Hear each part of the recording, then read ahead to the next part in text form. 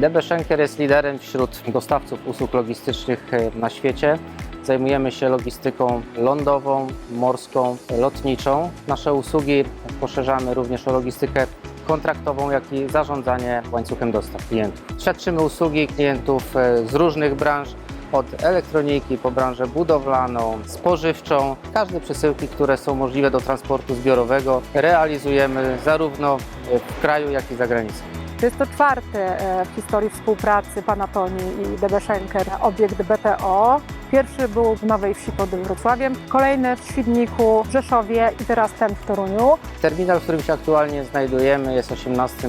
terminalem uruchomionym operacyjnie w marcu. Zlokalizowany tuż przy węźle autostradowym Lubicz, dzięki czemu mamy dogodne połączenie z pozostałymi terminalami w Polsce. 18. terminal zagęścił naszą sieć w kraju, dzięki temu skróciliśmy czasy dostawy przesyłek naszych klientów.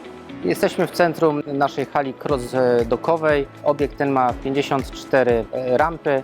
Jak tutaj widzimy, mamy zainstalowany system wizualny, jeżeli chodzi o oznaczenia naszych oddziałów i naszych rejonów. Ten system wizualny wspomagany jest systemem informatycznym.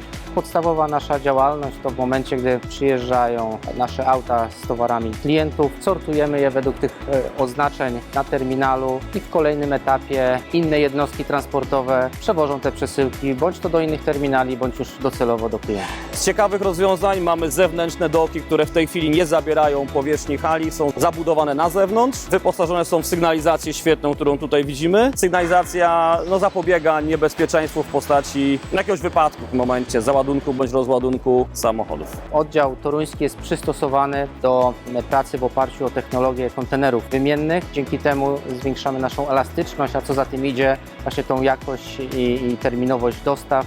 DB Schenker jest bardzo sfokusowany na zielonych rozwiązaniach. Mamy tutaj rozwiązania, jeżeli chodzi o oszczędność energii, oszczędność wody, natomiast ważne też jest well-being. Schenker kładzie na to dosyć duży nacisk. Obiekt jest doświetlony światłem dziennym, które podnosi komfort pracy pracowników. Dużą wagę przykładamy do kwestii związanych z integrowanym środowiskiem.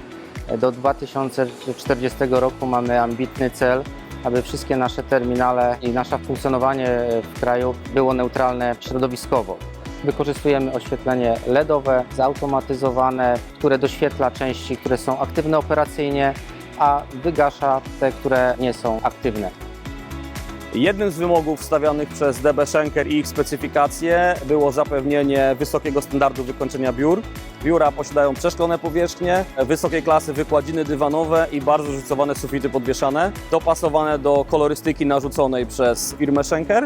Obiekt przez pracowników był przyjęty ciepło, a jak pamiętam, pierwsze wizyty i też oficjalne otwarcie, na którym byli pracownicy, wiązało się to z dużym zachwytem i ten entuzjazm utrzymuje się do dzisiaj.